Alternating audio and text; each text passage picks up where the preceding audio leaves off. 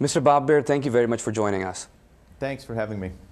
My first question is, the first reaction you get after watching this film is that it's complicated and conspiratorial.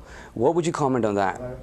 It's supposed to be complicated. What you see is four storylines of four people that are unconnected, that are following certain goals and motivations and the rest of it.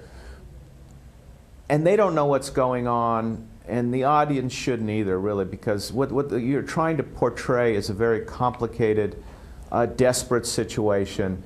And if the characters knew precisely what was happening and what they should do, you'd miss the whole point of the film.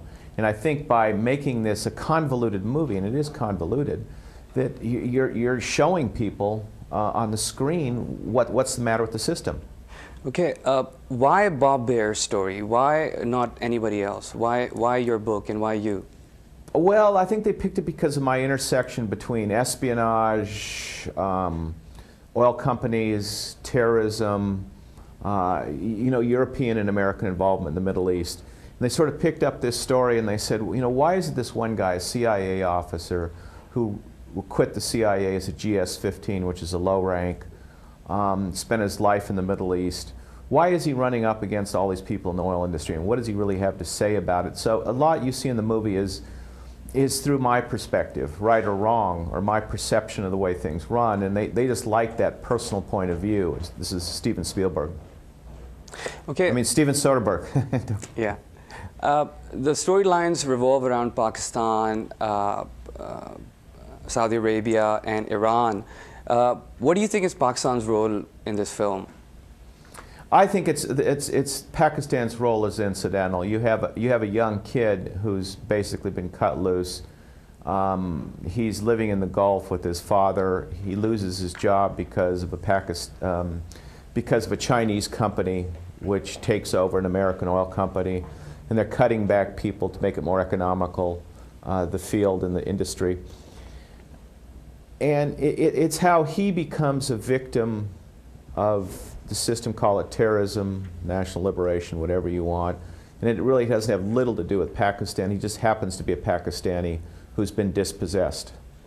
It's like the Lebanese are the torturers and the Pakistanis are the terrorists. So who are the good guys? There are no good guys in this movie. I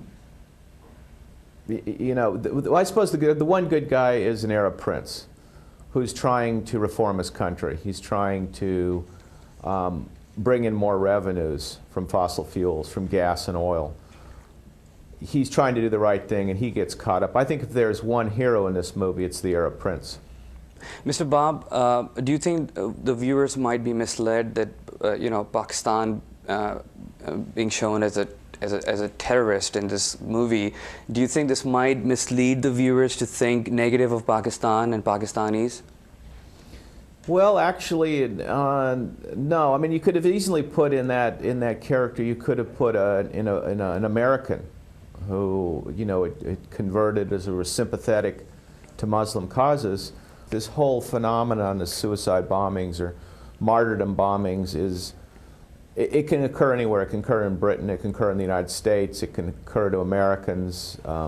It just doesn't matter. By happenstance, when we were in the Gulf, scouting for the film, we went to a workers' camp, which was mainly inhabited by male Pakistani workers who were living under very, very grim conditions. And it was just a beautiful scene because behind it was the huge oil facilities, gas oil separation towers and the loading docks and the rest of it. And behind that was Dubai, where they've built this 27-story ski resort enclosed in glass.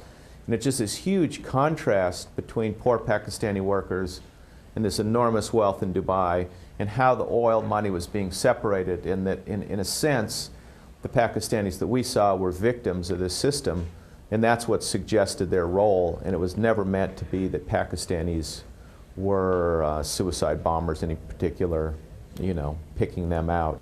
Mr. Bob, as a man behind the scenes and as a viewer, if I ask you of your personal comment once you saw the film and you stepped out, what was your first reaction? What did you feel? Did you feel that justice was well done? Oh, I did. I mean, well, I understood halfway through the movie that that he was bringing in all these storylines, Kazakhstan, the Gulf, unitizing a field that was supposed to go through Persia, the Pakistani workers, American oil firms. And I understood what the director was doing was telling us that this system is hopelessly broken and it can't sustain itself, and don't try to pick out plot points and make this a linear dramatic curve in movie making, because that's not what this movie is. But people walk out of that movie with questions. What's wrong? Are things this bad? I enjoyed the movie very much. I mean, I thought it was brilliant, in fact. One of the questions was that the personality of the Amir was kind of shadowy and his background wasn't so much clear. Could you comment on that a little bit? The Emir is in a wheelchair, and a lot of people will jump to the conclusion that this was King Fahd of Saudi Arabia. It's not. It was just a disabled man leading this country, and in fact, you have these fights within the family. And for me, it tells me that when you have monarchies controlling 60% of the world's oil resources, and very dysfunctional monarchies, that you're inherently on, well, I hate to use the metaphor, but shifting sands. It's a very fragile system. And these family tensions was meant to convey that. Do you think the film will help bridge gaps between Washington and the Middle East? Well, I think when the film shows in the Middle East that it's going to be good, because people in the Middle East are going to see that this is a very fair film. The actors have come out and said, I would never have agreed to play a terrorist in a movie like this, as an Arab terrorist or whatever, if there were not a sense of reality in this, a sense of authenticity and fairness. And I think it's going to be good for relations, as much as they can be improved at this point, to show people that we can be fair and look at the system objectively. My last question would be, do you plan to visit Pakistan, or are we waiting for a book to come out on Gilgit, or maybe a film? I would love to visit Pakistan, but I don't. I write fiction now. I'll wait until. I've always wanted to go. I've been to Pakistan a lot, but mainly Islamabad, and I'd love to go back when things are calmer. We hope to see you there soon. Thank you. Thank you very much for your time.